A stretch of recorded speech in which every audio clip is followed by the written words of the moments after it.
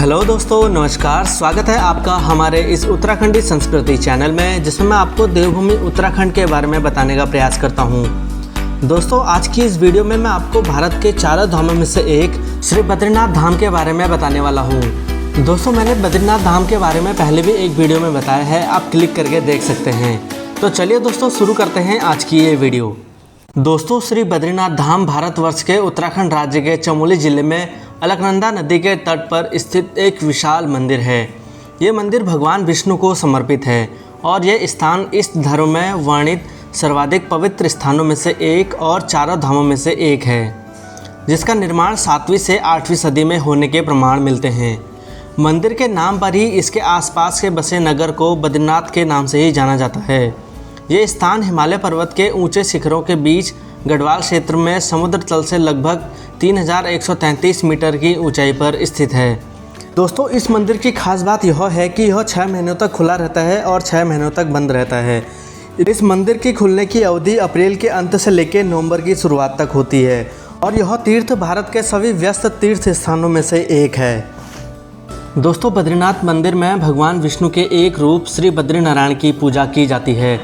इस मंदिर में उनकी 1 मीटर लंबी शालिग्राम से निर्मित प्रतिमा है, जिसके बारे में ऐसी मान्यता है कि इस प्रतिमा को आदि गुरु शंकराचार्य ने 8वीं सदी में समीपस्थ नारद कुंड से निकालकर मंदिर में स्थापित किया था।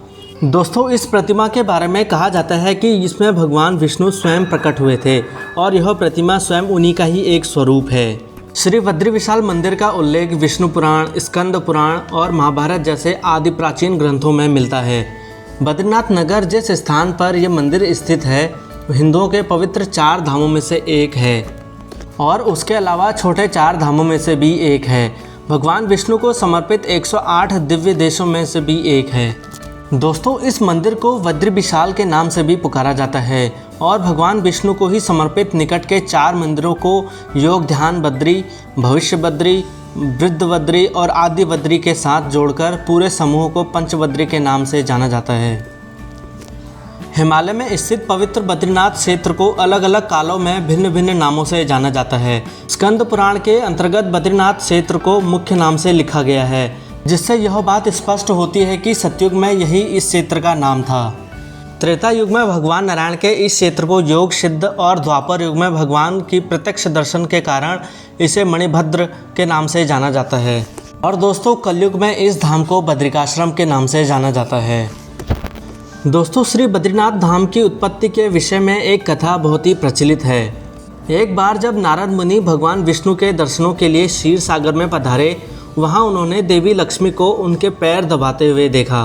तो नारद जी ने आश्चर्यचकित होकर भगवान विष्णु से इस विषय में पूछा, तो अपराध बोध से ग्रसित होकर भगवान विष्णु तपस्या करने के लिए हिमालय को चले गए।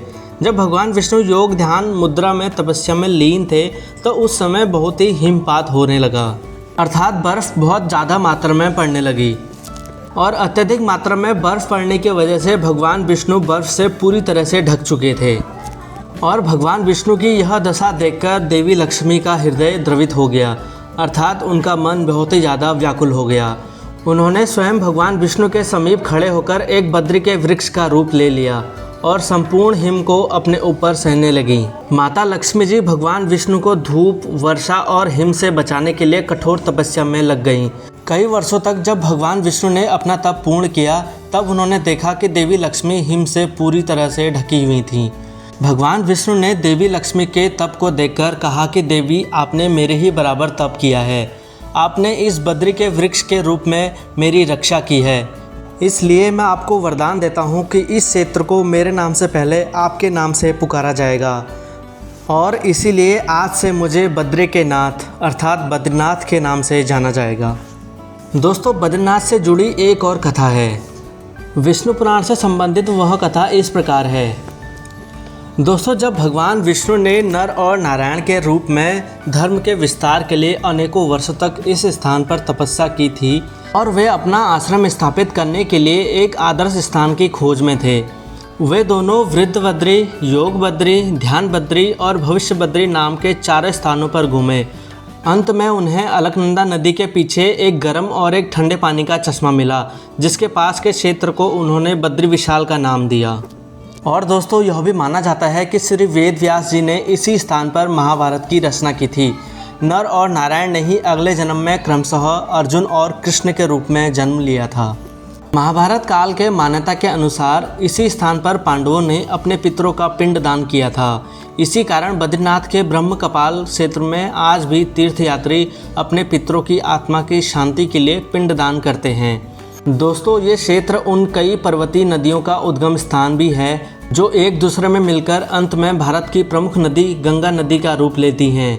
इन्हीं पर्वतीय प्रमुख नदियों में से एक प्रमुख धारा अलकनंदा बहती है जो कि इस घाटी से होकर बहती है जिसमें यह मंदिर स्थित है।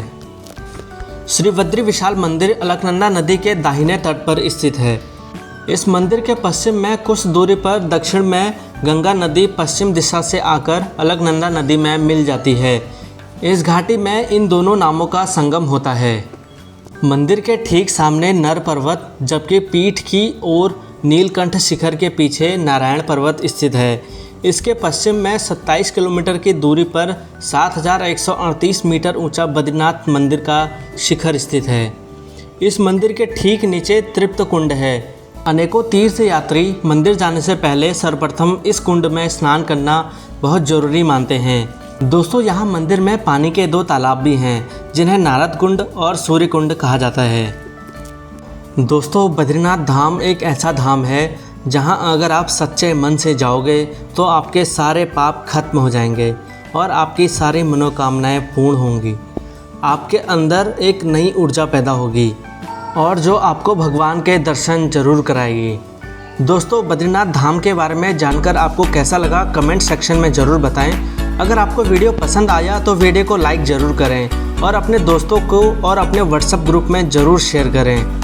और सबसे ज़रूरी बात, अगर आप इस चैनल पर नए हो तो इस चैनल को सब्सक्राइब करें ताकि ऐसे ही इन्फॉर्मेटिव वीडियो आपको मिलती रहेंगी।